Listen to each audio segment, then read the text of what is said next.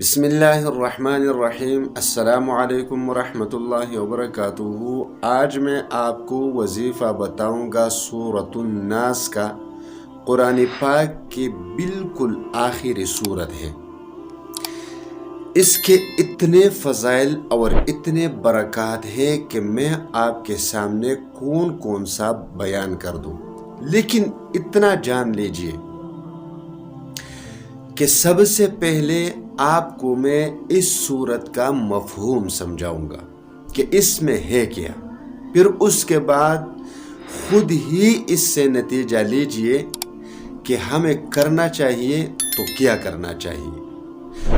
تو اس سورت کے اس وظیفے کی برکت سے آپ کے کاروبار، آپ کے رشتے، آپ کے حاجات، آپ کے ویزا، آپ کا نیشنلٹی، آپ کا امتحان، کچھ بھی ہو اور اس میں رکاوٹ ہے تو وہ دور ہو جائے گی۔ اب سب سے پہلے آپ سورۃ الناس کے اس مفہوم کو ذرا غور سے دیکھ لیجئے اور سن لیجئے۔ سورۃ الناس میں اللہ تبارک و تعالیٰ کے 3 صفات ذکر کیے گئے ہیں۔ نمبر 1، قل اعوذ برب الناس۔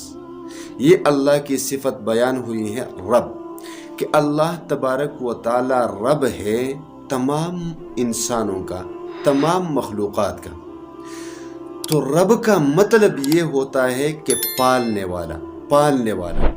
تو اب آپ خود ہی یہ سمجھ سکتے ہیں کہ ہمارے جتنے بھی مشکلات ہیں، ہمارے جتنے بھی حاجات ہیں، ان کو پورا کرنے والا بھی کون ہوا؟ وہی اللہ، جس کی یہ صفت اس صورت میں ذکر کی گئی، رب الناس۔ تو کسی اور سے مانگنے کی ضرورت نہیں، بلکہ اللہ سے مانگ لیجیے۔ نمبر 2، ملک الناس۔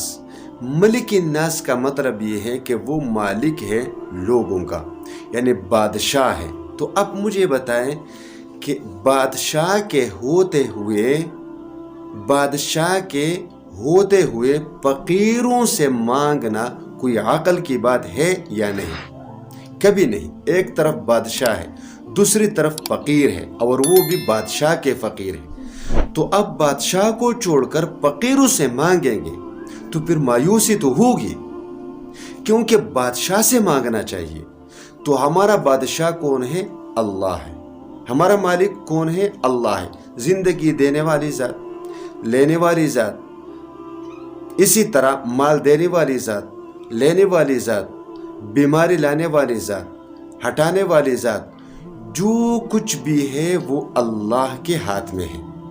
تو اب اگر آپ پر مشکل ہے، آپ کی حاجت ہے، اسی طرح اب اگر آپ ویزا لینا چاہتے ہیں، رشتہ کرنا چاہتے ہیں، کاروبار کرنا چاہتے ہیں، کسی نے آپ پر جادو کیا ہوا ہے، ویسے بھی آپ مشکلات میں گرے ہوئے ہیں، تو آپ کس سے مانگیں گے؟ اللہ سے۔ نمبر 3، تیسری صفت اللہ تبارک و تعالیٰ کی ہے الہ الناس۔ اس صورت میں الہ کا مطلب معبود۔ جب اللہ نے زندگی دی، اللہ نے پیدا فرمایا، تو بندگی بھی اسی کی کرنی چاہیے، عبادت بھی اسی کی کرنی چاہیے۔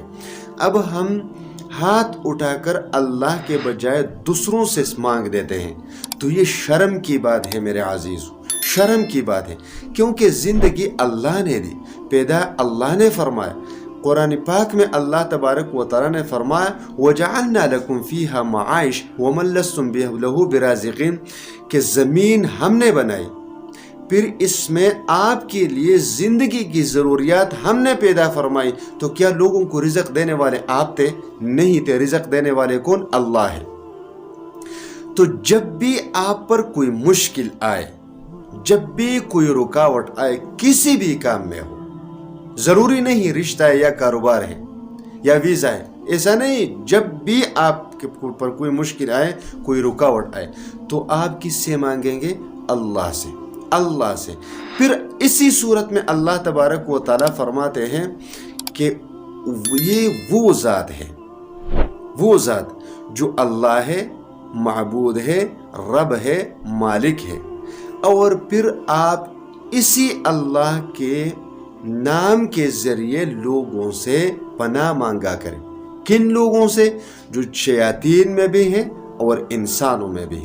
تو شیاطین کا تو سب کو پتہ ہے، لیکن انسانوں میں بھی شیاطین ہوتے ہیں جو لوگوں پر جادو، ٹونا، منتر وغیرہ کرتے ہیں، اسی کے ذریعے لوگوں کو تکلیف دیتے ہیں وغیرہ، ان کے کاروبار کو، ان کے رشتے کو، شوہر اور بیوی کے درمیان نفرت پیدا کرنے والے، بھائیوں کے درمیان نفرت پیدا کرنے والے، دوستوں کے درمیان نفرت پیدا کرنے والے ایسے شیاطین انسانوں میں بھی پائے جاتے ہیں۔ اگر آپ کو بھی اس کا سامنا ہے تو پھر یہ وظیفہ غور سے سن لیجیے۔ وظیفہ آپ اس طرح پڑھیں: عشاء کی نماز کے بعد وضو بنائیں، 11 مرتبہ درود شریف پڑھ لیجئے۔ کتنے مرتبہ؟ 11 مرتبہ۔ 11 مرتبہ درود شریف پڑھ لیجئے اور 111 مرتبہ سورۃ الناس پڑھ لیجئے۔